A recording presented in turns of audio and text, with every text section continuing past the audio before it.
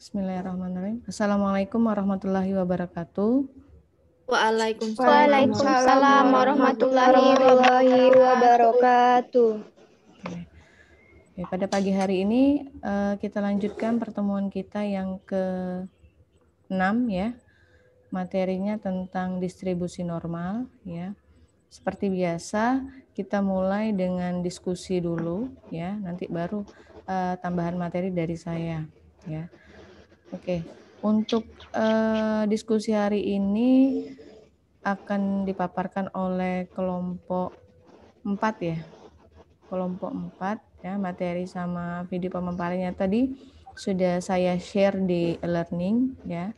Baik, langsung saja saya serahkan kepada moderator untuk mengatur jalannya diskusi. Kepada moderator, siapa moderatornya? Tiara Saharani, Bu. Oke, Tiara Saharani, silakan langsung saja ya. Assalamualaikum warahmatullahi wabarakatuh. Waalaikumsalam warahmatullahi wabarakatuh. Baiklah, sebelum kita memulai presentasi pada pagi hari ini, ada baiknya kita melafazkan Bismillah.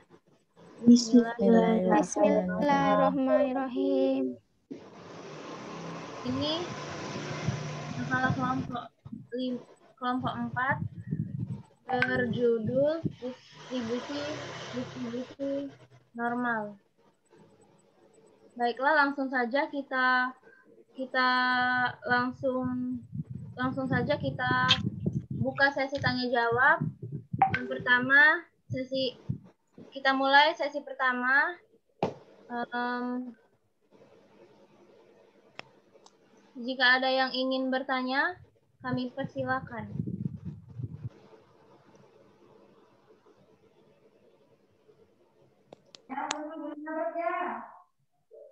Moderator.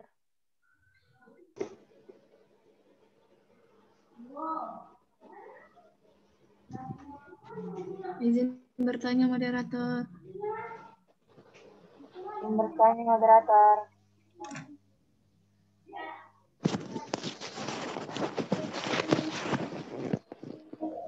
Apa tadi?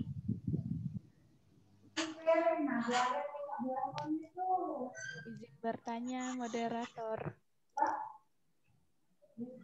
Baiklah, kepada Windy saya persilakan. Baiklah, sebelumnya saya ucapkan terima kasih kepada moderator karena telah memberikan kesempatan kepada saya untuk bertanya kepada kelompok 4. Perkenalkan, saya Windy Kurnia, NIM 1830201226. Saya ingin bertanya kepada kelompok 4. Di makalah kalian kan itu ada namanya uji normalitas dengan kertas kesempatan normal. Nah, yang ingin saya tanyakan yaitu jelaskan dan berikan contoh dari uji normalitas dengan kertas kesempatan normal. Mungkin itu saja. Terima kasih. Wassalamualaikum warahmatullahi wabarakatuh. Waalaikumsalam. Terima kasih kepada Windy. Selanjutnya kepada Sylvia saya persilakan. Baiklah, Assalamualaikum warahmatullahi wabarakatuh. Waalaikumsalam warahmatullahi wabarakatuh. Terima kasih kepada moderator yang telah mempersilahkan. Nah, di sini saya mau bertanya, kan di makalah kalian itu tentang uji normalitas dan homogenitas. Serta banyaknya jenis uji normalitas dan homogenitas kan. Nah, yang paling sering digunakan itu uji normalitas dan homogenitas yang mana? Berikan juga alasannya. Terima kasih. Wassalamualaikum warahmatullahi wabarakatuh. Waalaikumsalam warahmatullahi wabarakatuh. Baiklah, selanjutnya kepada Yulisma saya persilakan. Kepada Yulisma.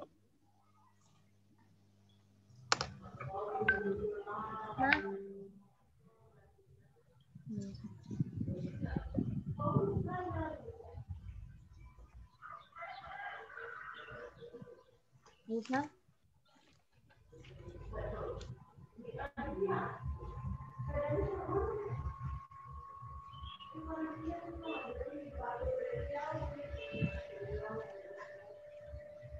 Siti Wardah, saya persilakan.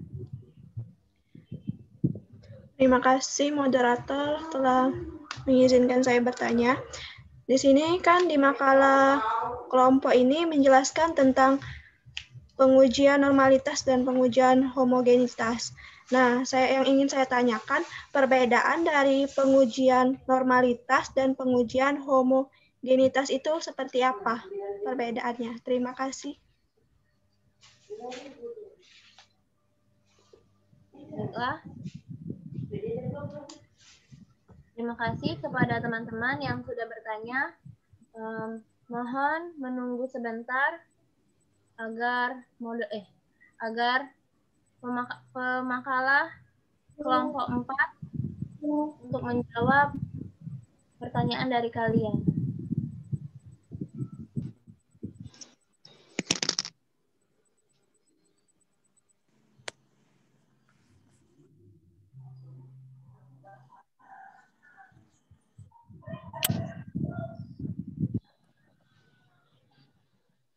Pertanyaan dari Siti Wardah akan dijawab oleh Sri Putri Mangyasari. Kepada Sri Putri, saya persilakan.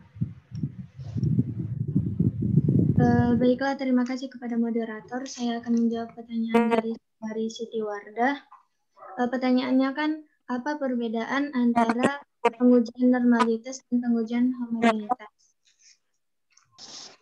Jadi, kalau secara pengertian, pengujian normalitas itu merupakan suatu penentu data yang telah dikumpulkan berdistribusi secara normal atau diambil dari populasi normal. Nah, sedangkan uji homogenitas itu merupakan suatu pengujian yang variasinya itu dari 2 distribusi atau lebih. Kemudian untuk pengujian homogenitas ini juga mengetahui data dari variabel X dan juga variabel Y yang bersifat homogen, sama, ataupun yang bersifat tidak sama.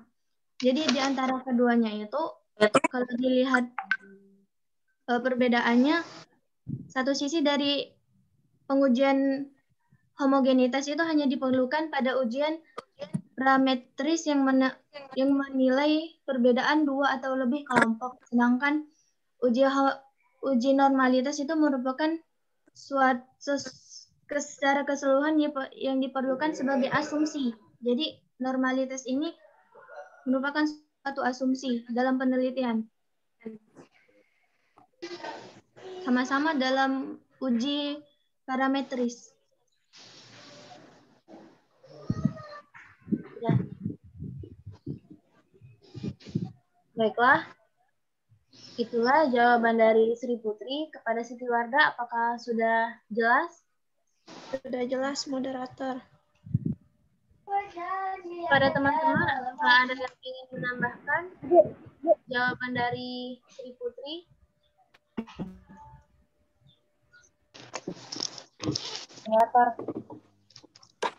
Terus kepada Zakia, saya persilakan. Terima kasih kepada moderator yang telah mempersilakan saya. Jadi perbedaan antara uji normalitas dan moderator. Sebenarnya uji normalitas dan homogenitas ini memiliki kesamaan, yaitu keduanya sama-sama sebagai asumsi atau syarat sebagai uji parametris. Nah, yang membedakannya itu antara uji homogenitas dan normalitas. Uji normalitas selalu diperlukan sebagai asumsi atau syarat setiap uji parametris. Sedangkan uji homogenitas itu hanya diperlukan pada uji parametris yang menilai perbedaan dua atau lebih dari sebuah kelompok. Mungkin itu saja. Terima kasih, moderator. Terima kasih kepada Zakia. Apakah dari teman-teman ada yang ingin menambahkan lagi? Tambahan dari Zakia?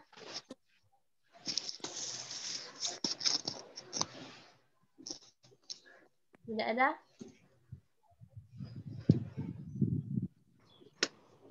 Langsung.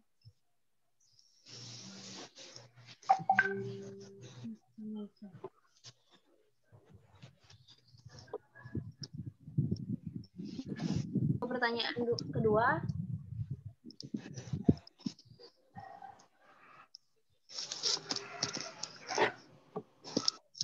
Pertanyaan dari Windy. dijawab oleh Sulastri. Pada Sulastri, saya persilakan. Baiklah, tadi pertanyaan Windy itu, bentar. Jelaskan dan berikan contoh dari uji normalitas dengan kertas kesempatan normal.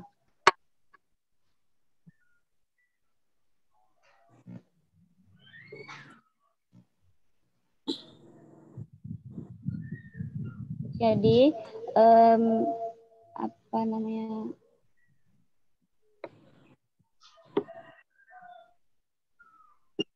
Uji normalitas dengan kesempatan normal itu data sampel yang telah diambil dari sebuah populasi perlu disusun dalam sebuah daftar distribusi frekuensi. Kemudian dibentuk dalam bentuk daftar distribusi frekuensi kumulatifnya kurang dari. Pembentukan daftar ini diambil batas-batas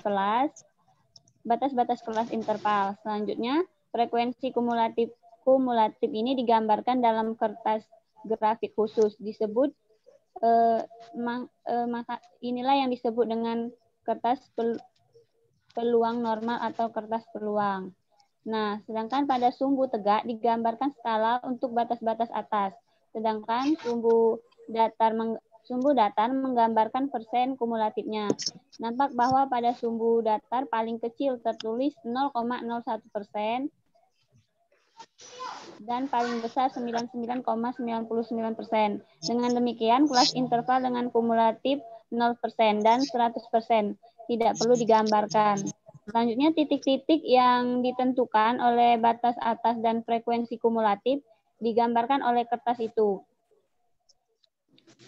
Jika letak titik-titik pada garis lurus atau hampir pada garis lurus, maka disimpulkan mengenai data itu sendiri, dikatakan bahwa data itu berdistribusi normal atau hampir berdistribusi normal. Yang kedua itu mengenai populasi dari mana data sampel diambil, dikatakan bahwa populasi dari mana sampel diambil ternyata berdistribusi normal atau dapat didekati oleh distribusi normal. Jika letak titik-titik itu sangat menyimpang dari sekitarnya garis lurus, maka disimpulkan bahwa data itu atau populasi mana sampel diambil tidak berdistribusi normal. Mungkin itu saja referensi yang saya ambil. Itu dari Surjana 2002.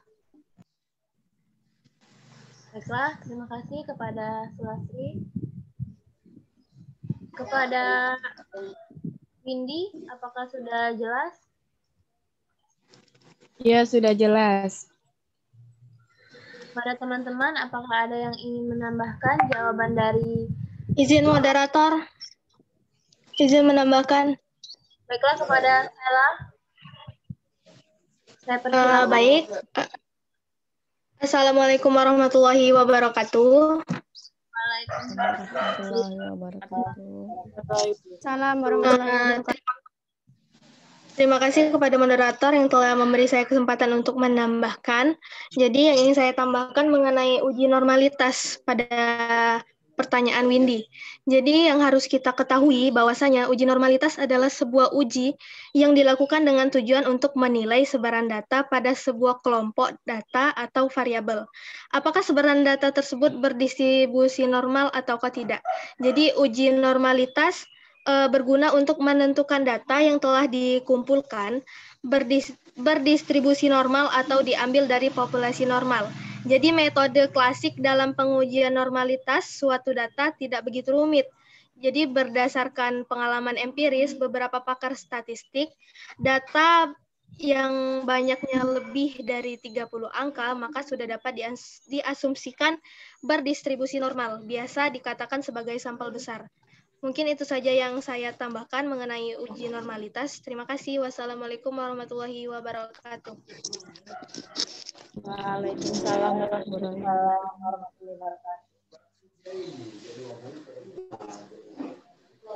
Terima kasih kepada Sela Razu sudah menambahkan jawaban dari pertanyaan ketiga. Pertanyaan dari Sylvia Agustin.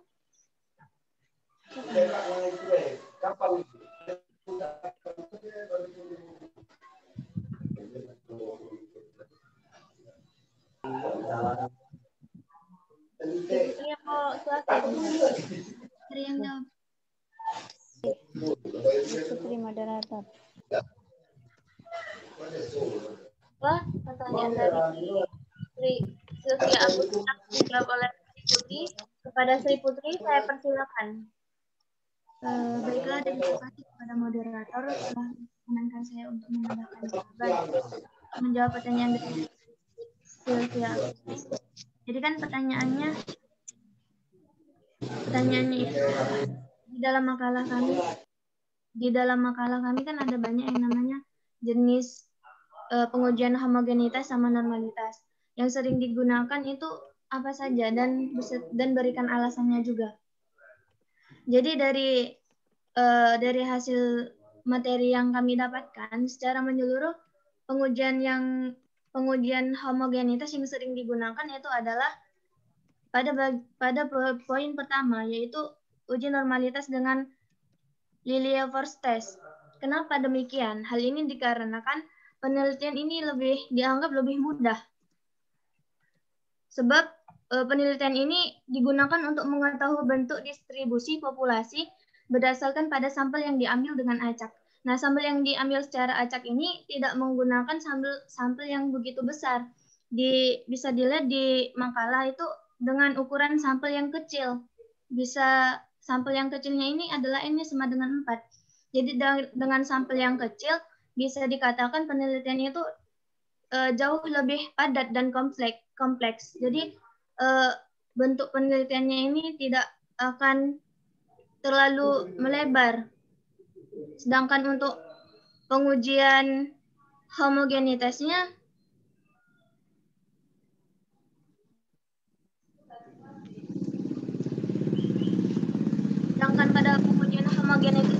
menurut kami itu adalah pada uji rasio F.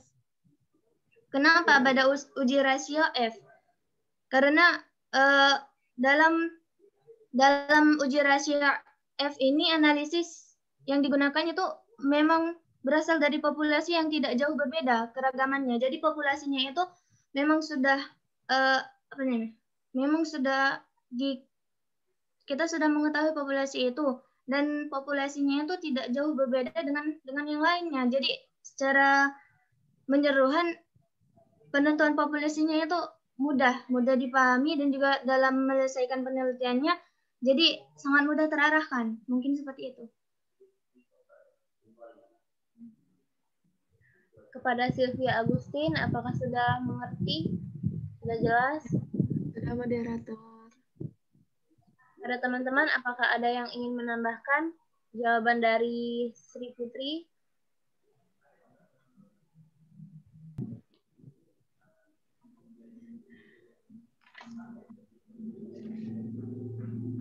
Lanjut ke sesi 2.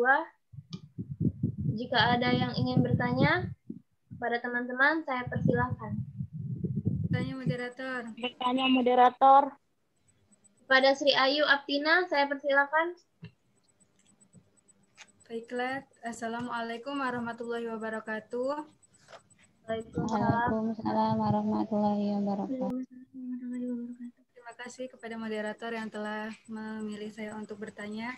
Di sini saya akan menanyakan, kan di makalah kalian ada yang menjelaskan tentang fungsi dan kegunaan distribusi normal.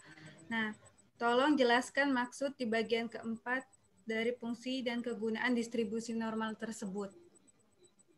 Terima kasih sebelumnya. Wassalamualaikum warahmatullahi wabarakatuh. Terima Terima kasih kepada Sri Ayu Aptina. Selanjutnya, apakah ada yang ingin bertanya? Izin bertanya, moderator. Kepada Sinta Maharani, saya persilakan. Baiklah, terima kasih kepada moderator yang sudah mempersilakan saya untuk bertanya. Perkenalkan, nama saya Sinta Maharani di Skyuni, NIM 1830201206. Kan di makalah kalian membahas tentang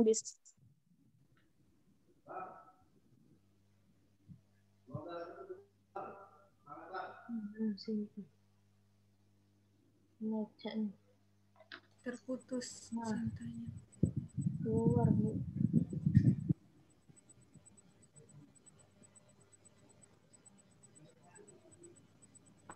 Tadi keluar terkendala sinyal. Nah, yang ingin saya tanyakan, sebutkan dan jelaskan ciri-ciri dari distribusi normal. Terima kasih. Baiklah, terima kasih kepada Sinta Maharani. Pertanyaan terakhir, apakah ada yang Moderator. Para Yusna Juniarsi, saya persilakan. Baiklah, Assalamualaikum warahmatullahi wabarakatuh. Perkenalkan, nama saya Yusna Juniarsi, NIM 1830201229. Di makalah kalian kan akan ada membahas tentang uji normalitas dan uji homogenitas. Yang ingin saya tanyakan, apakah di antara normalitas dan homogenitas memiliki hubungan? Baiklah, terima kasih. Wassalamualaikum warahmatullahi wabarakatuh.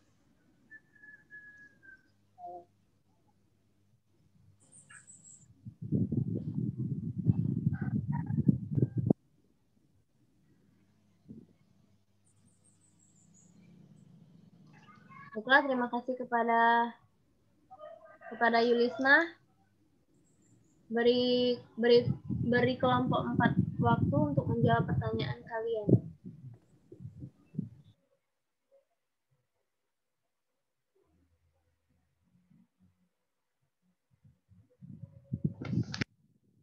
Pertanyaan dari Sinta Maharani akan dijawab oleh Sulastri. Kepada Sulastri, saya persilakan. Kepada Sulastri.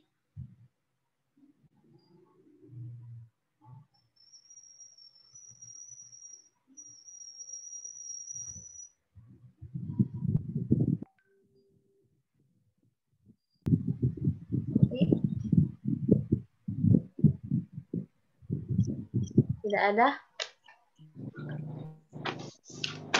Pertanyaan selanjutnya. Jadi jenis distribusi normal ini sering digunakan sebagai acuan untuk menghitung beberapa fenomena yang sering terjadi dalam kehidupan sehari-hari. Nah, jadi itu salah satu fungsi dari distribusi normal. Terus juga distribusi normal itu dapat meningkatkan objektivitas penilaian. Nah, jadi hal ini sangat membantu dalam menempatkan anggota-anggota yang paling tepat untuk suatu kelompok tertentu. Misalnya, ketika mengevaluasi nilai siswa atau mengelompokkan pegawai dalam satu kriteria yang sama. Yang kedua, dapat menghindari terjadinya bias yang dijelaskan oleh Sri Putri tadi. Jadi penilaian dengan menggunakan distribusi normal ini, penilaian yang berat sebelah itu atau tidak seimbang itu akan dapat dihindarkan. Nah, yang ketiga adalah dapat membantu menentukan tingkat normalitas dan kecenderungan yang sentral. Jadi kecenderungan sentral atau tingkat normalitas data dapat ditentukan secara lebih mudah dengan adanya distribusi normal. Mungkin itu saja yang ingin saya sampaikan. Wassalamualaikum warahmatullahi wabarakatuh. Terima kasih kepada individunya, kepada Sri Ayu, apakah sudah jelas? Sudah jelas, moderator. Apakah ada yang ingin menambahkan lagi jawaban dari Sri Ayu, Sri Putri?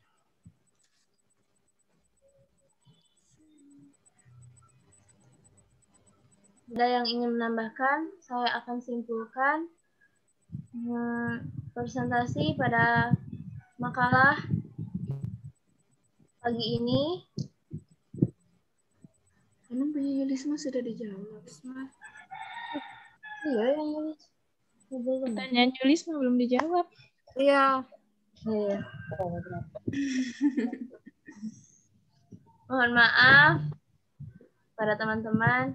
Selanjutnya pertanyaan Yulisma Jurniasi akan dijawab oleh Sulastri.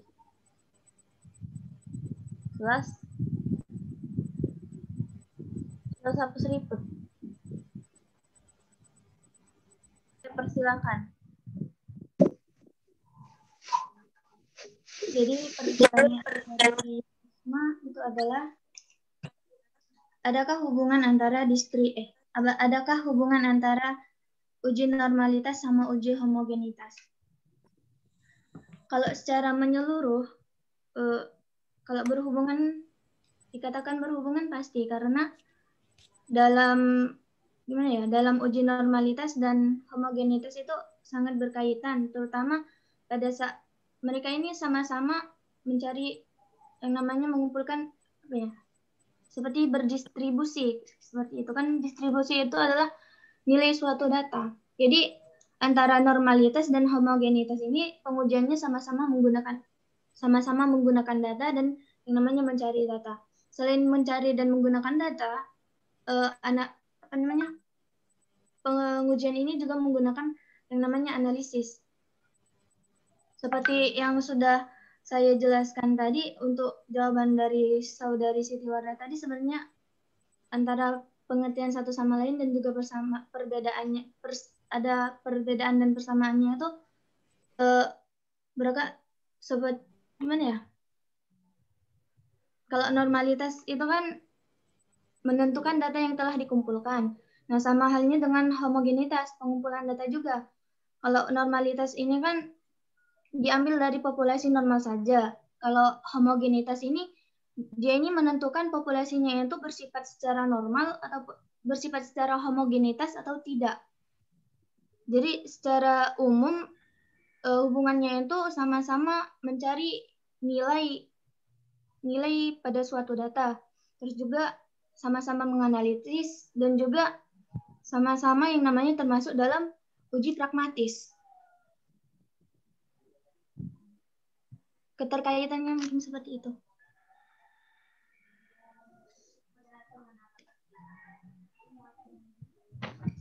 Hubungan antara homogenitas dengan normalitas itu mereka punya hubungan karena sama-sama sebagai asumsi atau syarat untuk uji parametris sendiri. Mungkin itu saja.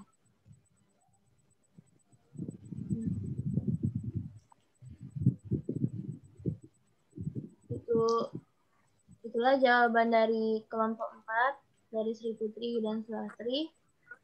Kepada teman-teman, apakah ada yang ingin menambahkan jawaban dari Sri Putri?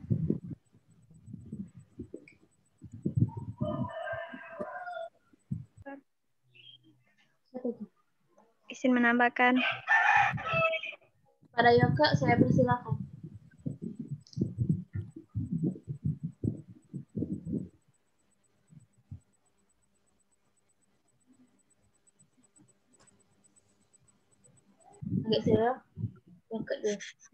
Pada Yoga, saya persilakan. Baiklah, terima kasih kepada moderator telah memberikan saya kesempatan menambahkan.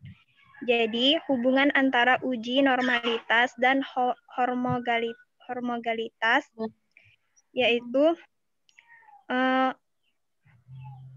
uji normalitas dan homogenitas adalah dua jenis uji yang beda, namun banyak yang menganggap keduanya itu sejenis, namun kedua uji ini adalah uji yang sama. Jadi uji normalitas yaitu selalu diperlukan sebagai asumsi atau syarat, sedangkan uji homogenitas hanya diperlukan pada uji parametris yang perbedaannya dua atau lebih kelompok. Jadi hubungannya itu yaitu sama-sama diperlukan dalam suatu penelitian. Terima kasih. Kembali kepada moderator.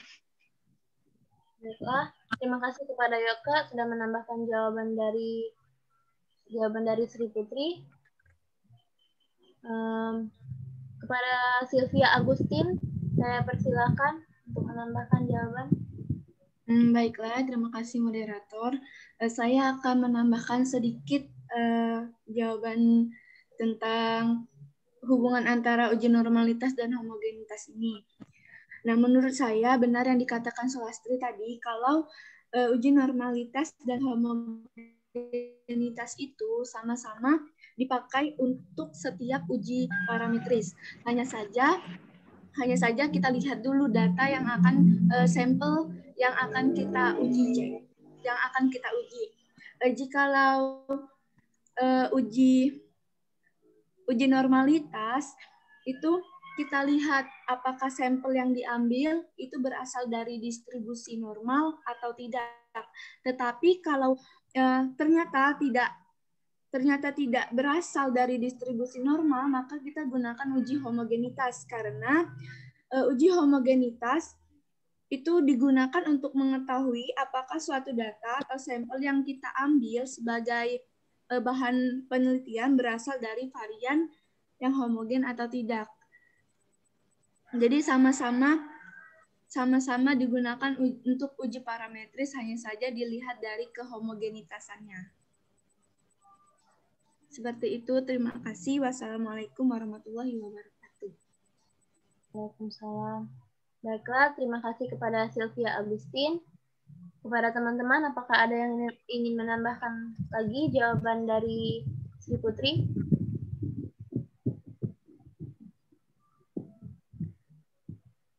Baiklah, jika tidak ada,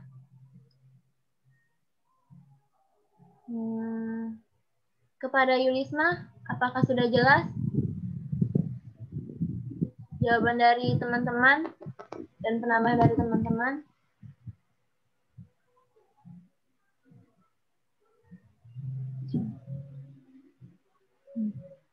Baiklah,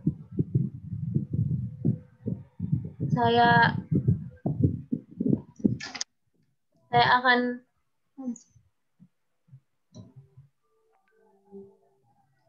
baiklah, jika tidak ada lagi yang ingin menambahkan jawaban dari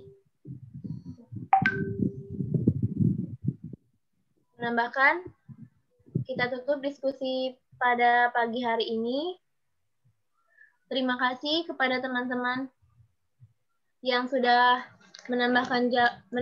yang sudah bertanya dan menambahkan jawaban.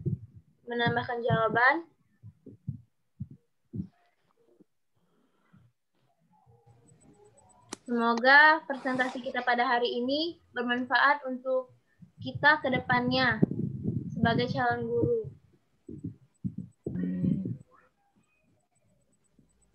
Sebelum mengakhiri presentasi pada pagi hari ini, ada baiknya kita melafazkan hamdalah. Alhamdulillahirabbil alamin. Baiklah, mohon maaf jika saya selaku moderator ada kesalahan, dan selaku penyaji ada kesalahan dalam penyampaian materi.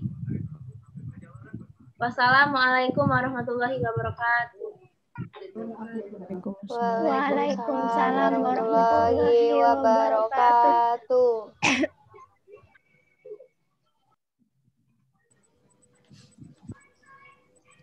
Oke, saya lanjutkan ya. Nah, untuk materi hari ini kan temanya tentang distribusi normal ya. Ternyata setelah saya lihat dan diskusi berlangsung, ternyata sudah menyerempet ke uji normalitas sama homogenitas ya, yang seharusnya dibahas oleh kelompok selanjutnya ya. Jadi sudah dibahas, dan ada beberapa materi distribusi normal yang tidak kena ya. Jadi saya akan tambahkan materinya. Kalau begitu saya share screen dulu, baru nanti saya jawab pertanyaan dari kalian tadi, teman-teman kalian tadi ya. Saya share screen dulu untuk materinya. Sebentar.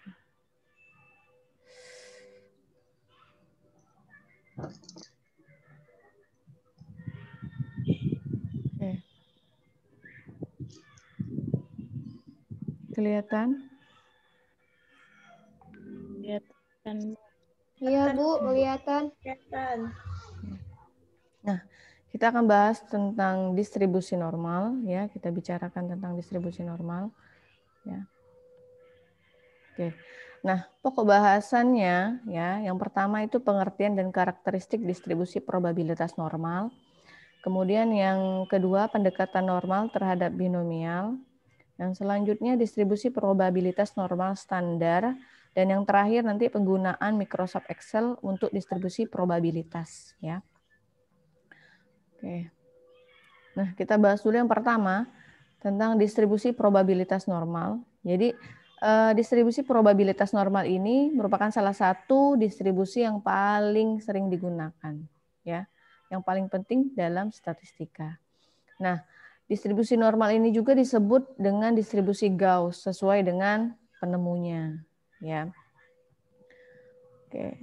Jadi distribusi probabilitas normal ini sering digunakan untuk fenomena alam, misalnya dalam bidang industri, perdagangan, kemudian pendapatan masyarakat, ya, tingkat penghasilan dan lain sebagainya. Ya.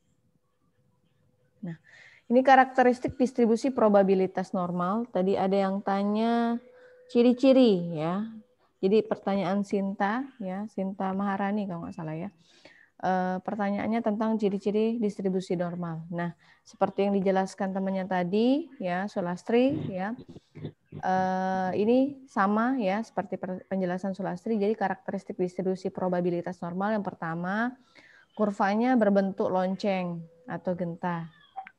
Ya, minggu kemarin sudah kita bahas ya tentang penyebaran data, ya, tentang hubungan di mana nanti ada yang namanya standar deviasi dan min-nya ya.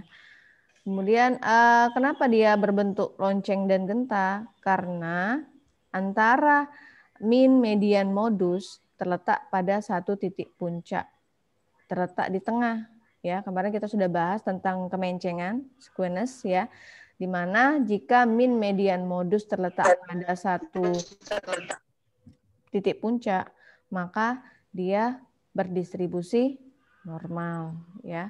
Kemudian distribusi probabilitas normal itu mempunyai kurva yang simetris ya. Jadi simetris dari mana? Dari di mana tadi titik puncaknya 1, min, median, modus, dia kurvanya simetris karena membagi dua wilayah sama besar. Sebelah kanan ke sebelah kiri. Jadi ekornya sama. Ya, kalau kita ketahui pengertian simetris itu kan ketika dilipat, simetri lipat ya, dia mempunyai bentuk yang sama. Nah, seperti itu juga simetris. Jadi kurvanya luas wilayah sebelah kanan dan sebelah kiri itu sama karena dia membagi nilai sama besar ya. Karena median kan nilai tengah ya. Nah, antara median, min dan modus ya itu sama. Jadi karena median tadi membagi dua ya, membagi dua nilai sama besar, otomatis ya kurvanya nanti berbentuk simetris ya. Kemudian kurvanya menurun di kedua arah, yaitu di kanan kemarin ya. Kalau semakin ke kanan dia positif, semakin ke kiri dia negatif. Dan ya, dia tidak akan pernah menyentuh sumbu absisnya atau sumbu X-nya. Oleh karena itu dia disebut dengan asimptotik.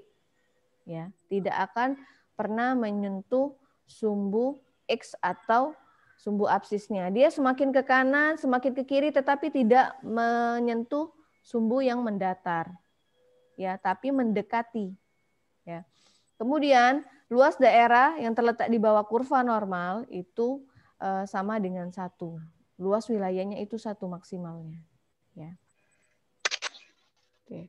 Kemudian ini untuk distribusi probabilitas normal ya. Ada fungsi kerapatan atau kepadatan ya. Dari variabel random X dengan min-nya untuk populasi mu dan variansnya sigma kuadrat ya. Nah, dia memiliki distribusi normal apabila ini ya, memenuhi fungsi ini. Ya. Nah, probabilitas ini dinyatakan sebagai peluang ya, probabilitas di mana X lebih dari A kurang dari B ya. Di mana mu-nya tadi min ya. Kemudian sigmanya standar deviasi V-nya itu 3,14 dan E nilai eksponen itu 2,7 ya. Untuk mengetahui dia berdistribusi normal atau tidak, maka gunakan fungsi ini. Itu yang pendekatan probabilitas ya. Nah, kemudian luas di bawah kurva dan probabilitas ya. Jadi ada dua ya, di mana nanti di antara ya probabilitas variabel randomnya memiliki nilai antara X dan X2 atau nanti dia mempunyai nilai antara X sama dengan X1 sama dengan X2. Otomatis X1 akan sama dengan X2 ya. Nah, ini bentuk kurvanya. Jadi X-nya ini sama luas daerah X1 sampai X sampai X1 itu harus sama dengan X2. Jadi ada dua kondisi. Yang pertama di antara X1 dan X2, bisa jadi yang kedua nanti ada kurva satu lagi, X1 itu sama dengan X2 luas daerahnya. Ya. Nah, jadi ya kesimpulannya, oleh karena itu perhitungan integral untuk yang normal tadi ya itu sulit karena dia melibatkan nilai mu dan varians, di mana mu dan varians tadi atau simpangan baku tadi tidak mungkin kita tabelkan semua nilai mu dan simpangan baku. Karena apa? Karena simpangan baku dan mu kan banyak ya. Kan nggak tahu, kita nggak bisa prediksi nilainya berapa kan, bergantung pada datanya kan. Nah, nggak mungkin kita buat tabel standar kan. Kan bisa jadi di luar tabel karena banyak sekali variasi dari nilai varians dan mu-nya tadi rata-ratanya.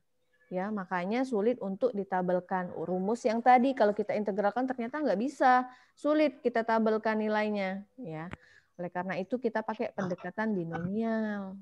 Ya.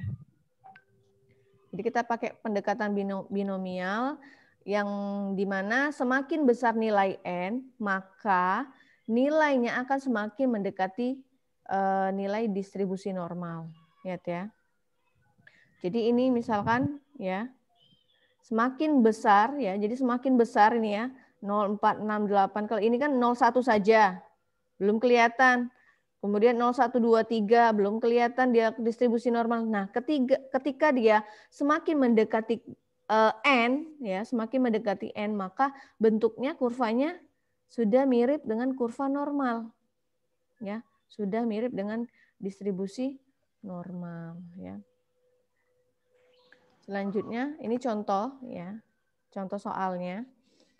Jumlah suatu distribusi mempunyai nilai n lebih dari atau sama dengan 30 dan np lebih dari atau sama dengan 5 dan n1 min p itu lebih dari atau sama dengan 5. Nah, dengan menggunakan pendekatan distribusi normal, kita akan mencari apakah nilainya nanti berdistribusi normal atau tidak dengan mencari nilai mu dan apa? Nilai standar deviasi. Kemarin kita sudah tahu kalau dia distribusi normal, maka mu atau rata-rata itu nilainya harus apa? Harus 0. Dan sedangkan standar deviasi nilainya 1. Ya. Nah, rumus yang kita pakai ini. Ya. Standar deviasi sama dengan akar dari NPQ. Ya. Di mana kalau mau mencari mu-nya itu sama dengan N kali P. Sedangkan mencari Q itu sama dengan 1 min P. Ya, kita masuk ke dalil pendekatannya dulu. Ya. Nah, jadi bila X adalah distribusi acak binomial dengan nilai tengahnya rata-rata, rata-rata itu rumusnya tadi N kali P, dan standar deviasi itu sigma ya sama dengan NPQ, maka nilai Z ya, kita cari nilai Z. Nilai Z itu kemarin kita bakukan dulu ya. Nilai baku itu, jadi nilai baku itu X dikurang X bar ya, kalau untuk yang sampel X dikurang X bar per standar deviasi. Kita masukkan X dikurang X bar atau rata-rata, rumusnya kan N kali P, kita masukkan di sini, kita ganti. Kemudian standar deviasi kita ganti dengan NPQ. Ya. Nah, ini contoh soalnya. Jadi akhir tahun 2019 sebanyak 752 mahasiswa kampus A yang mendapat beasiswa dari kampus tersebut adalah 650 orang. Ya. Nah, peluang yang mendapat beasiswa adalah 90%. Ya. Berapakah rata-rata mahasiswa yang seharusnya mendapat beasiswa? Yang kedua, standar deviasi, dan ketiga, standar normalnya. Yang pertama berarti ditanya rata-rata ya. Rumusnya tadi sudah saya berikan di sebelumnya, slide sebelumnya. Nih, untuk mencari rata-rata. Ya. Oke. Nah, kita buat dulu. Yang diketahui apa sih? X-nya 650 orang mahasiswa. Kemudian banyaknya itu 752. Kemudian peluangnya, peluang berhasilnya, peluang yang mendapatkan beasiswa itu 90%. 90% kita ganti menjadi bilangan desimal menjadi 0,9 ya. Nah, kemudian mencari Q ya. Peluang yang tidak mendapatkan beasiswa berarti kalau tadi 100%, berarti 100% dikurang 90% kan? Berarti yang tidak mendapat itu 10% mahasiswa yang tidak mendapatkan. Atau pakai nilai desimal. 1 dikurang P-nya desimal, 1 dikurang 0,9. Jadi 0,1 yang tidak mendapatkan beasiswa. Ya, kita masukkan rumusnya. Kenapa kita perlu mencari Q? Karena di rumusnya nanti kita perlu Q kan? NPQ. Ya. Nih. Untuk mencari rata-rata tadi rumusnya N kali P. Ya. Kemudian untuk mencari standar deviasinya, akar dari NPQ, ya. Oleh karena itu kita mencari Q dulu sebelumnya, ya. Nah, kemudian untuk mencari nilai Z, ya, rumusnya tadi X dikurang X bar untuk sampel karena dia bicara tentang populasi, maka kita menggunakan simbolnya untuk populasi. Jadi X dikurang mu per sigma, ya. X-nya tadi 650. Dikurang mu-nya sudah tadi 676,8, kemudian dibagi standar deviasi. Standar deviasinya tadi kita cari sudah dapat 8,227. Hasilnya negatif 3,258. Ini nilai Z-nya, nilai bakunya. Ya. Nah, nanti kita akan mencari luas daerahnya. Dari nilai Z kita cari luas daerahnya. Nanti ya, selanjutnya kita bahas. Nah, contoh lainnya seperti ini, ya, sama caranya, ya. Oke. Nah, yang dicari adalah nilai Z, ya. Setelah mencari nilai Z kan dapat negatif 167, kita cari luas daerahnya di bawah kurva tadi. Nah, kalian perlu memiliki tabel Z, ya. Kalian harus memiliki tabel Z, ya. Oke. Ada yang sudah punya tabel Z? Sudah punya? Di bukunya ada nggak tabel Z? Ya. Jadi tabel Z itu ada 2 versi untuk beberapa buku, ya. Ada yang sudah punya belum? Jadi tunjukkan jadi biar Ibu menyamakan persepsinya. Ada nggak tabel Z di buku atau referensi kalian? Ada? Ada tidak? Tidak ada, Bu. Tabel Z ya, ada yang ketika kalian lihat ya tabel Z itu bentuknya seperti ini, kelihatan? Kelihatan nggak? Oke ya, seperti itu. Nah, untuk tabel Z yang versi saya ya, itu ketika nilai Z-nya 0,0 ya, nilainya 0,0 ya.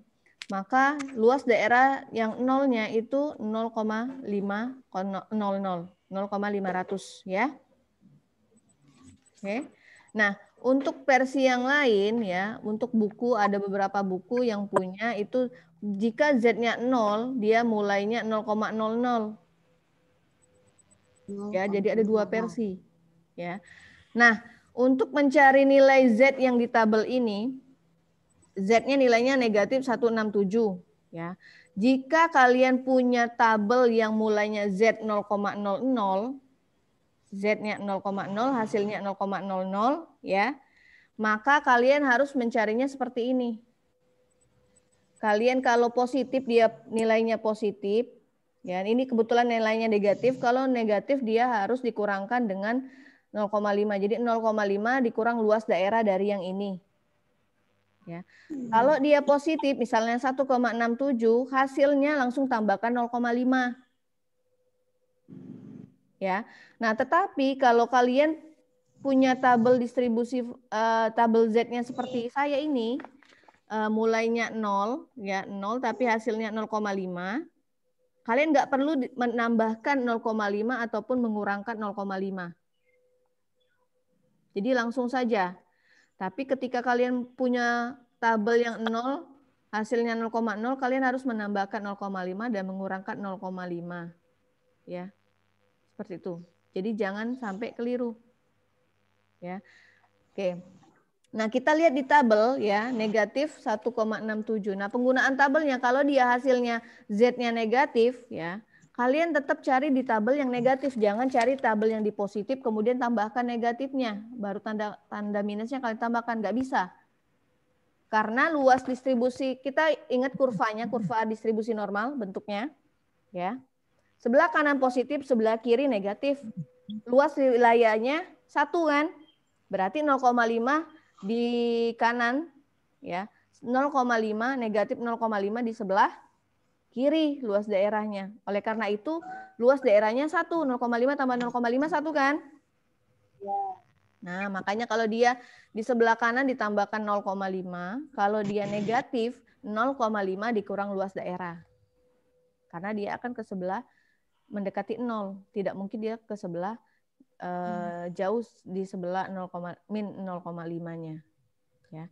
Nah, jadi ketika kalian dapat negatif 1,67 berarti kalian carinya harus negatif 1,67, 16 ya. Negatif 16, kemudian lihat lajur yang di atas 7 ya. Nanti ketemu hasilnya 0,475. Nah, kalau di tabel ini langsung dapat 0,0475. Kalau yang tabelnya mulai dari 0,05. Mulai dari 0,5. Nah, kalau tabelnya tadi mulainya dari 0,0, kalian harus menguranginya dulu kalau dia negatif ya. Jadi hasilnya baru 0,0475. Ini Bu. Ya. Ini Bu yang di buku saya itu dari 0,0. Nah, coba kamu lihat yang nilainya negatif 1,67. Coba lihat kan di monitor, jadi biar sama-sama paham. Negatif, tabel negatifnya. Tabel negatif. Negatif, ada? Ada nggak negatif? Z-nya negatif. Ada? Ini nah Bu. Negatif berapa, Bu? Negatif ya, Pak. Z-nya lihat Z yang di sebelah yang paling apa nih? Paling kanan. Yang paling kanan Z. Z. Nah, cari minus 1,6. Kan dia 2 desimal ya. 1,6 ada nggak? Negatif 1,6. Ada? Ada. Nah, kemudian dia kan 1,67 berarti kita kurang desimalnya 0,07. Cari di atas. Cari di kolom atas 0,7. 0,07. Ada? Ada nggak?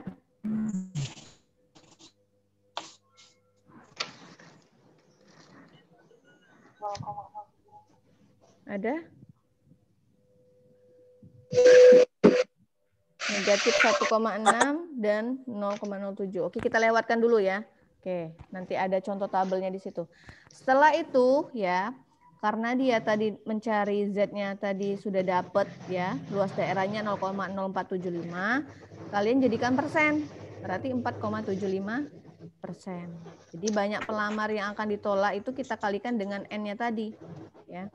4,75% dikali 600, jadi 28,5 orang.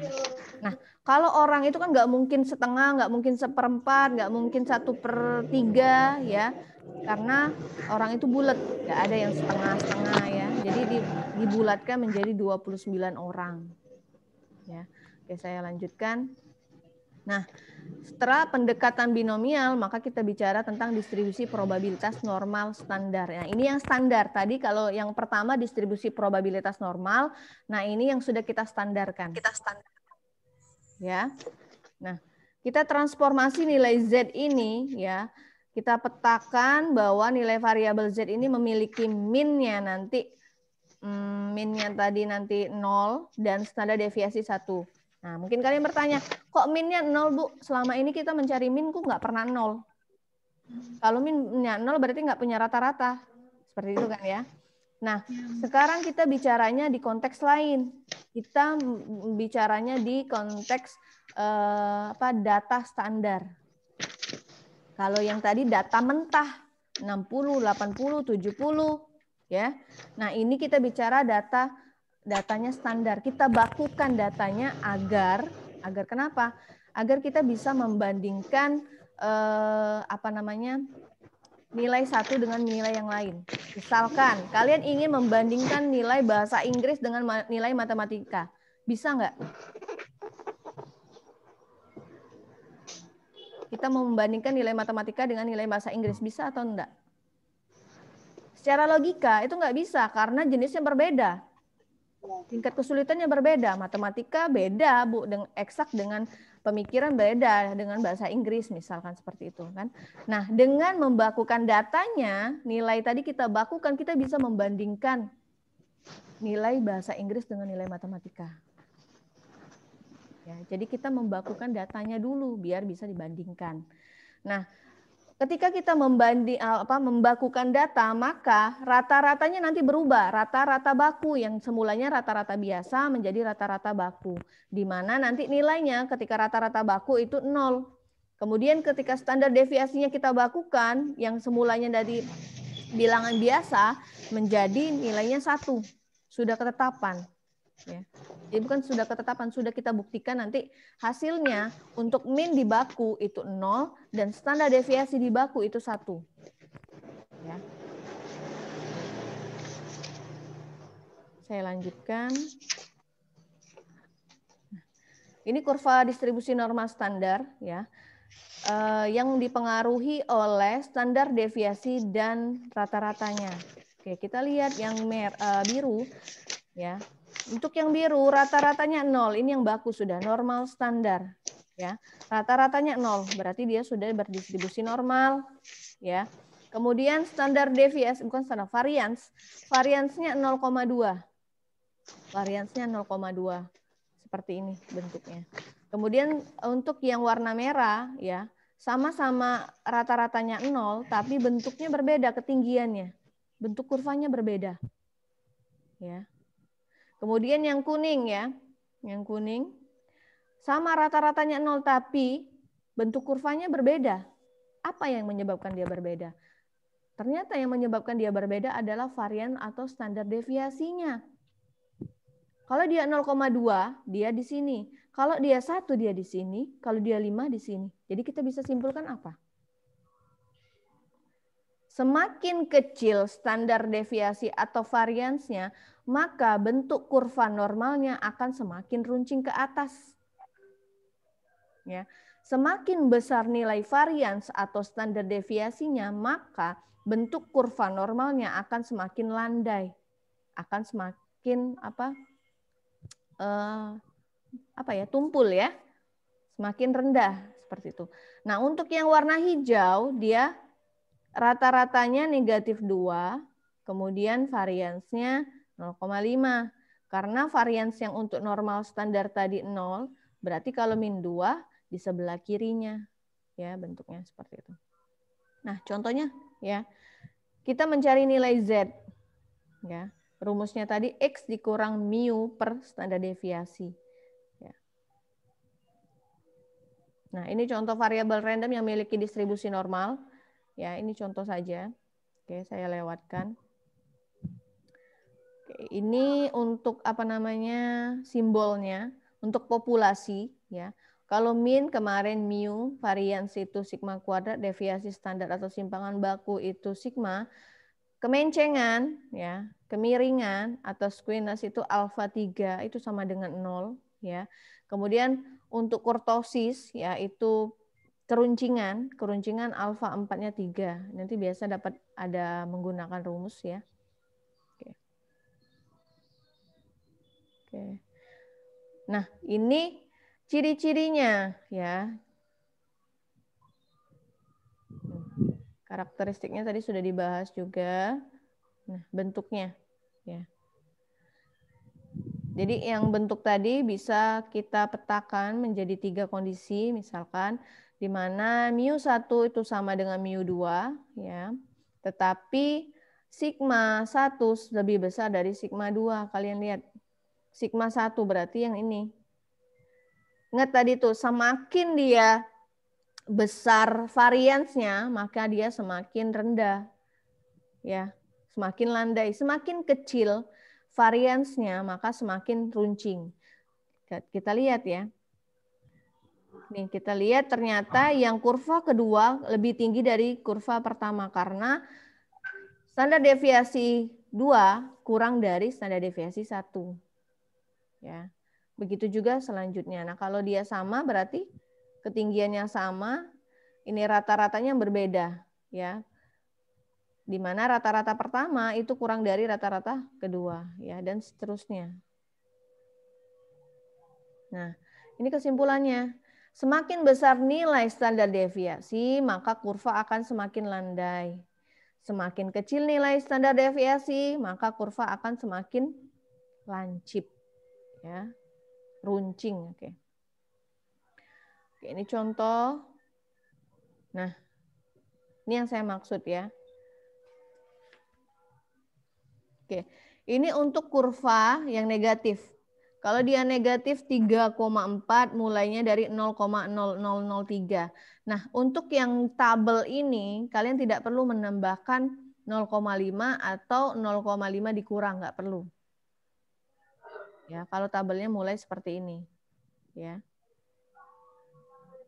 Oke, kalau yang positif Z sama dengan 0,0, maka luas daerah yang 0,0 ini 0,00. Tidak perlu penambahan dan pengurangan. Tetapi kalau tabel Z kalian mulainya, nah, mulainya seperti ini. Z 0,00, luas daerah 0,00 itu 0,00. Maka kalian perlu menambahkan 0,5 dan mengurangkannya dengan 0,5 dikurang dengan luas daerahnya. Seperti tadi, misalkan tabelnya ya positif, misalkan ini saja 1,25. 1,25 itu hasilnya 0,3944 kan?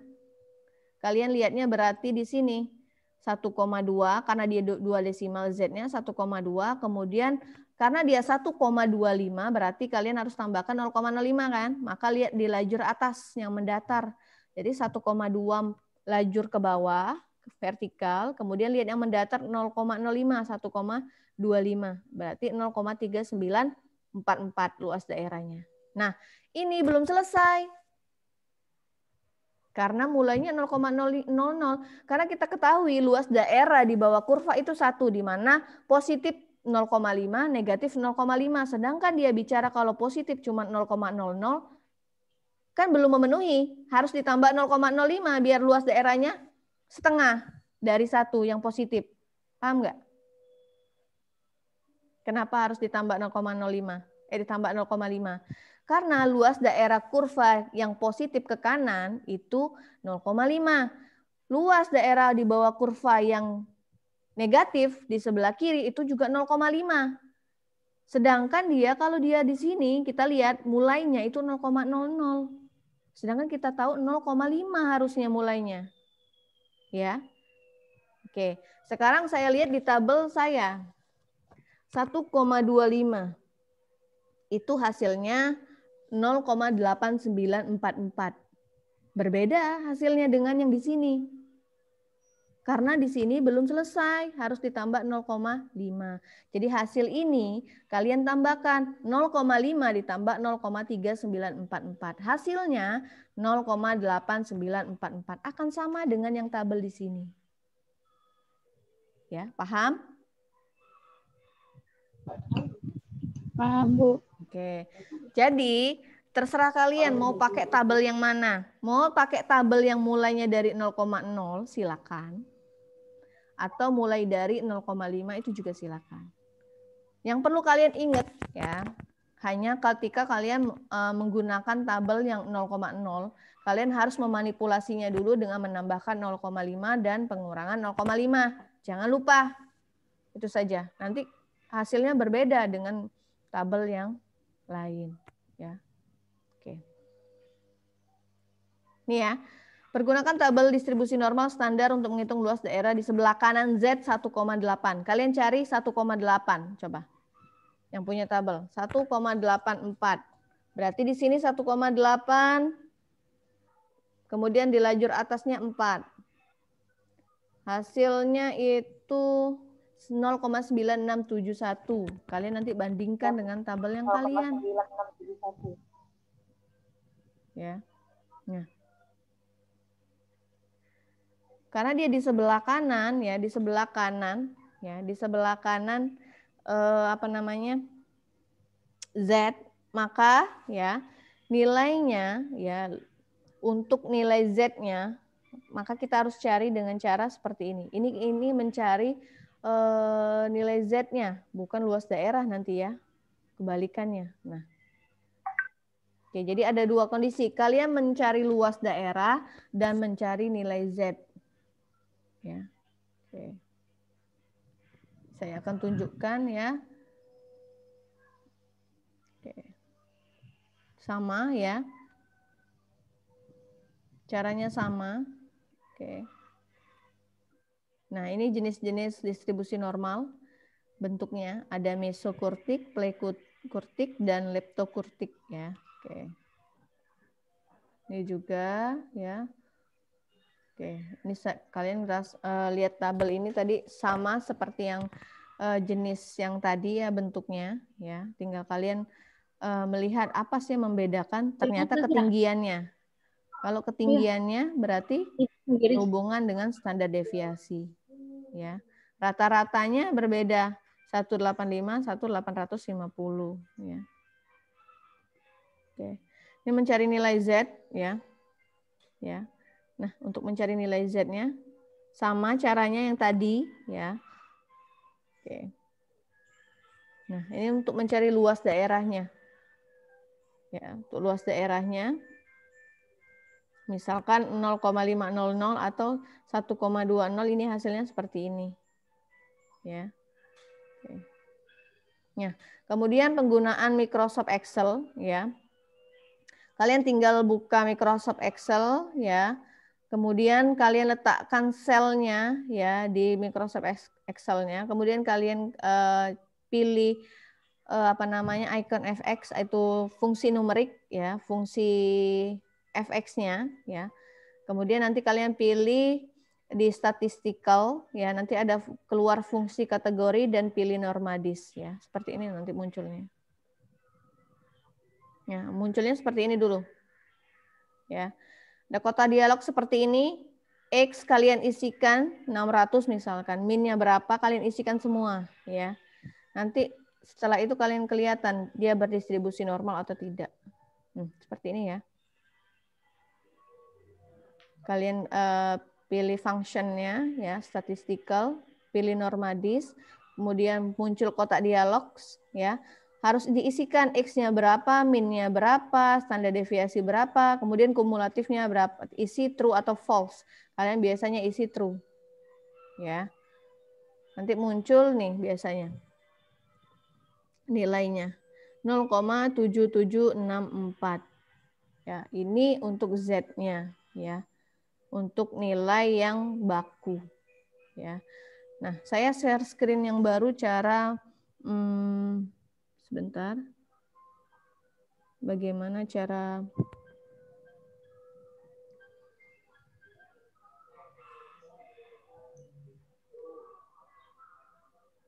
Oke. Nih, kelihatan? Kelihatan nggak? Kelihatan? Kelihatan, Bu. Kelihatan. Nah, kelihatan, Bu. Oke, saya perbesar. Nah, untuk mencari luas daerah biasanya seperti ini. Z kurang dari 0,05. Kalian langsung cari di tabelnya. Ya. Kalau tabelnya tadi ini mulainya dari 0,5 ya. Nah, tabelnya yang di bawah ini ya. Tabelnya yang di bawah ini 0,0, 0,5 yang kalian gunakan untuk yang ini ya. Tapi kalau kalian pakai punya tabel lain yang mulainya dari 00, berarti kalian harus memanipulasi dulu di sini nanti ya. Nah, untuk Z kurang dari 0,05 ya, kalian langsung cari di tabel luas daerahnya. 0,05 berarti di sini ya letaknya. Lihat kursor Ibu, Z-nya 0,0 ditambah 0,05. Hasilnya ini 0,5199. Kemudian kalau Z-nya lebih dari 0,05, ingat, luas daerah itu enggak boleh lebih dari 1. Makanya dia dikurang 1. Jadi 1 dikurang peluang dari nilai Z, luas daerah Z ini, ya. Kalian ubah dulu bentuknya. Yang tadi lebih besar, sekarang kalau sudah dikurang 1 dikurang ini, ya dia kurang dari 0,05. Kalian lihat tabel 0,05 tadi. Berarti 1 dikurang 0,5199 hasilnya baru berapa. Kemudian kalau dia di antara, bentuknya di antara seperti ini disuruh mencari luas daerah, ya. Berarti kalian ambil dulu yang sisi sebelah kanannya. Ya, ekor sebelah kanannya. Z kurang dari 0,05 dikurang ya, karena dia di sebelah kanan, ya. Kalian pindahkan sebelah sini. Ya, jadi dikurang Z kurang dari ya, tandanya berubah. Jadi kurang dari, negatifnya tetap 0,05. Baru cari luasnya. Luas daerah Z kurang dari 0,05 tadi ini. Nih, 0,5199. Saya coret deh. Ini. Bentar, mana coretannya? Ya. Bisa dicoret ya. Oke, yang ini ya 0,5199. Nah, dikurang Z min 0,05. Nah, jangan kalian cari lihat di tabel positif. Ini kan positif semua Z-nya. Kalian cari di tabel yang negatif. Ya. Cari tabel yang negatif. Negatif 0,05. Cari dulu di tabel negatif. Kalau dia 0,05 itu hasilnya 0,401 ya. Jadi kalian kurangkan tadi 0,591 dikurang 0,481. Hasilnya baru dapat ya. Nah, kalau tadi mencari luas daerah, sekarang mencari nilai Z-nya dari luas daerah yang diketahui. Oke. Caranya ya, Z-nya ya, misalkan diketahui luas daerahnya sudah ada nih. 0,05. Luas daerahnya dari sini 0,05 nih. Baik, kita mau mencari nilai Z-nya, mau mencari yang di sini. Luas daerahnya sudah diketahui yang di sini. Ya, kita mau mencari Z-nya. Berarti kalau caranya ya, Z dikurang 1 ya. Jadi karena luas daerah itu 1 ya, kalian mau mencari luas daerahnya di sini yang mana Z-nya ya. 1 dikurang 0,05 ya. Kemudian kalian cari di tabel nilainya 0,900. Kalian cari di tabel ini. Nih. Kalian cari di tabel luas daerah sini. Baru mencari nilai Z-nya.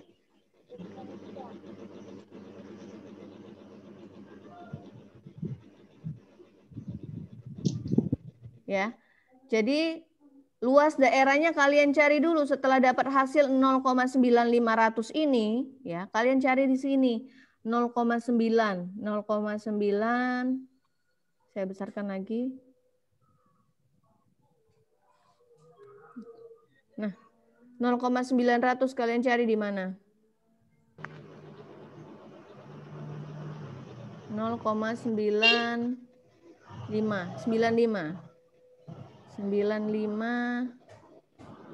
Di sini ya? Di antara sini kan? Ya, Bu. Nah, di sini kalian lihat di Z-nya. Nah, 1,6. 1,6 berapa? Di antara sini kan? Antara 95 dengan 9 ini. Kalian lihat antara 4 dengan 5. Jadi 1,64 atau 1,65. Ya, atau ambil tengah-tengah. 1,6 tambah 1,65 dibagi 2. Hasilnya 1,645. Paham ya? Yang pertama mencari luas daerah, yang kedua mencari nilai Z dari luas daerah yang diketahui. Oke. Sampai sini? Paham? Ada pertanyaan? Oke. Jadi pertanyaan dari Sri, fungsi keempat dari apa tadi ya? Kenapa dia, apa tadi pertanyaannya? Fungsi keempatnya. Saya Bias. lihat dulu makalahnya. Ya, kata-kata bias. Oh, yang kata Dapat biasa dia. Iya, Oke. Kenapa fungsinya itu menghindari terjadinya bias atau penilaian yang condong pada satu kategori saja? Karena dengan distribusi normal, dengan menggunakan apa namanya, kalau dia sudah termasuk distribusi normal ya, maka kita sudah tahu luas daerahnya tadi 1 dan sifatnya itu simetrik. Simetris artinya membagi dua wilayah di bawah kurva itu sama besar. Otomatis apa namanya, nilai-nilai tadi ya, karena dia sudah berdistribusi normal, maka apa namanya, datanya itu seimbang antara sebelah kiri dan sebelah kanan, itu seimbang penyebaran datanya. Tidak condong di kanan dan tidak condong ke kiri. Oleh karena itu dia tidak bias, bentuknya tadi simetris, karena bentuknya simetris, sifatnya tadi membagi luas daerah kanan dan kiri itu sama besar. Oleh karena itu ya, dia menghindari terjadinya bias. Ya, biar enggak misalkan datanya banyakkan sebelah kiri, maksudnya lebih kecil ya, kemudian atau lebih banyakkan yang di sebelah kanan, itu terhindar karena distribusi normal membagi nilai sama besar. Karena nilai tengah, rata-rata, dan modus berada satu puncak di tengah-tengah. Paham ya? Oke. Selanjutnya pertanyaan Sinta tadi sudah terjawab, ciri-ciri. Kemudian Yulisma, hubungan normalitas bukan hormon ya, bukan hormon ya, homogenitas. Normalitas dan homogenitas. Hubungannya apa? Jadi hubungannya itu sama-sama digunakan untuk menguji statistik parametrik. Kalau yang uji normalitas digunakan untuk semua pengujian, ya, pengujian awal. Ya. Jadi ketika ingin menguji, kalian harus melakukan penelitian, harus melakukan pengujian dulu, uji asumsi klasik namanya. Uji pertama itu namanya uji normalitas. Mau dilihat datanya ini berdistribusi normal atau enggak sih? Ya, makanya perlu digunakan uji normalitas. Banyak sekali nanti uji normalitas itu apa saja, ya. Termasuk tadi pertanyaan si Windy yang dengan menggunakan kertas. Ya, itu merupakan salah satu uji normalitas, teknik menggunakan uji normalitas ya. Nah, sedangkan uji homogenitas itu juga digunakan untuk pengujian statistik parametrik, tetapi penggunaannya biasanya digunakan ketika kalian ingin membandingkan, ingin menggunakan populasi atau sampelnya lebih dari satu. Misalkan kuantitatif, misalkan ya, kalian ingin membandingkan siswa A dengan siswa B, atau dengan kelompok A dengan kelompok B, kelas A, kelas B. Nah, itu kalian perlu menggunakan uji homogenitas. Karena kalian ingin menggunakan misalkan kuantitatif nih, satu kalian menggunakan treatment, satu yang kelas kontrol. Satu kelas kontrol, satu kelas yang apa namanya biasa, kelas konvensional tidak diberikan treatment apa-apa nih, eksperimen sama kontrol ya misalkan. Nah, dua kelas ini kalian ambil dengan alasan apa bisa mengambilnya? Mengambilnya harus dengan alasan. Setelah diuji menggunakan uji homogenitas, ternyata dua kelompok ini mempunyai karakteristik yang sama. Oleh karena itu bisa digunakan sebagai perbandingan. Kalau misalkan kelasnya berbeda, kelas kontrol sama kelas eksperimennya berbeda karakteristik, kalian menggunakan treatment satu untuk kelas eksperimen dan kelas kontrol tidak menggunakan treatment, otomatis nanti hasilnya nggak bisa, karena karakteristiknya nggak sama. Seperti itu. Jadi nggak sembarangan kalian mengambil kelas itu. Misalkan saya mau ngambil kelas A sebagai kelas kontrol, kelas B sebagai kelas eksperimen. Alasannya apa? Biasanya yang ditanyakan penguji itu.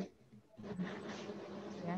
Harus uji dulu homogen. Setelah homogen, silakan baru bisa digunakan. Karena kita mau membandingkan nanti rata-ratanya misalkan. Ternyata rata-rata yang digunakan menggunakan metode misalnya open ended ya, soal open ended, ternyata kelas ini lebih besar dibandingkan kelas yang menggunakan soal biasa di konvensional. Nah, itu bisa dibandingkan karena karakteristiknya sama. Misalkan karakteristiknya tidak sama kelas A dan kelas B nih. Kalian kasih eksperimen di kelas B. Ternyata nilai di kelas A yang lebih bagus daripada yang dikasih treatment. Nah, itu kan sudah menjadi kendala. Ternyata kemungkinan kelas A dan kelas B itu tidak mempunyai karakteristik yang sama, tidak mempunyai kehomogenitasan. Sampai sini paham nggak penggunaannya? Paham? Perbedaannya seperti itu juga ya. Jadi perbedaan hubungannya ya. Nah, untuk pertanyaan dari Sylvia, uji normalitas dan homogenitas yang sering digunakan. Jadi tadi ada yang bilang kalau dia tidak berdistribusi normal maka digunakan homogenitas. Enggak, salah. Berbeda. Homogenitas sama normalitas berbeda. Kalau dia tidak berdistribusi normal, metodenya saja yang berbeda digunakan. Berarti dia bukan pengujian statistik parametrik, tetapi kalau dia tidak berdistribusi normal, kalian menggunakan pengujian statistik yang non parametrik berubah. Ya? Seperti itu. Jadi bukan kalau dia nggak normal, tidak berdistribusi normal, kalian ganti langsung pakai pengujian homogenitas. Enggak. Nggak bisa disamakan, pengujiannya beda. Ya, tapi sama-sama digunakan untuk parametrik biasanya. Oke, ada pertanyaan nggak sampai sini?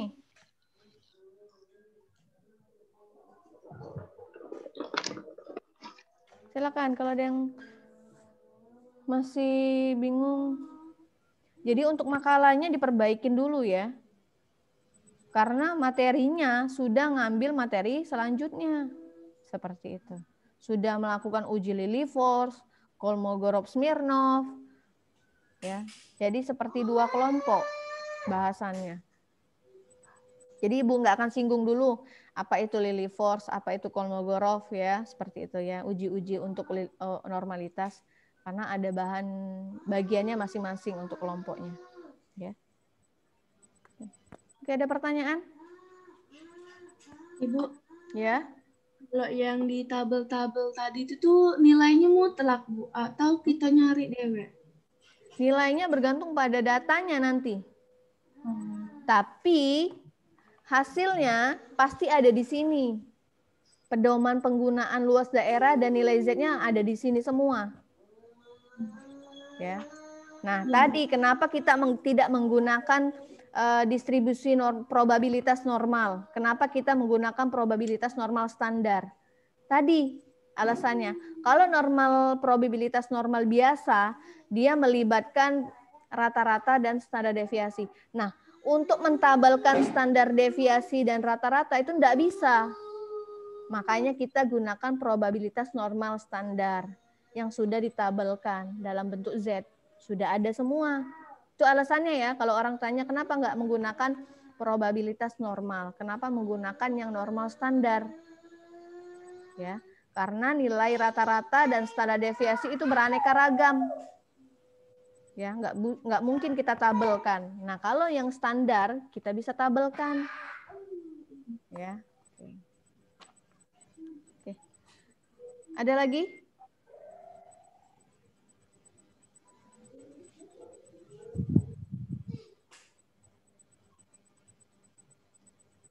Paham semua?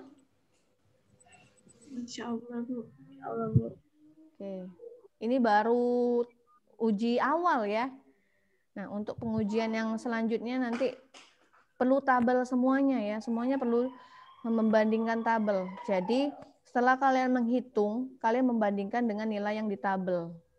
Baru bisa menentukan hipotesis kalian. Misalkan penelitian. Ada hipotesis kan pasti. Seperti itu.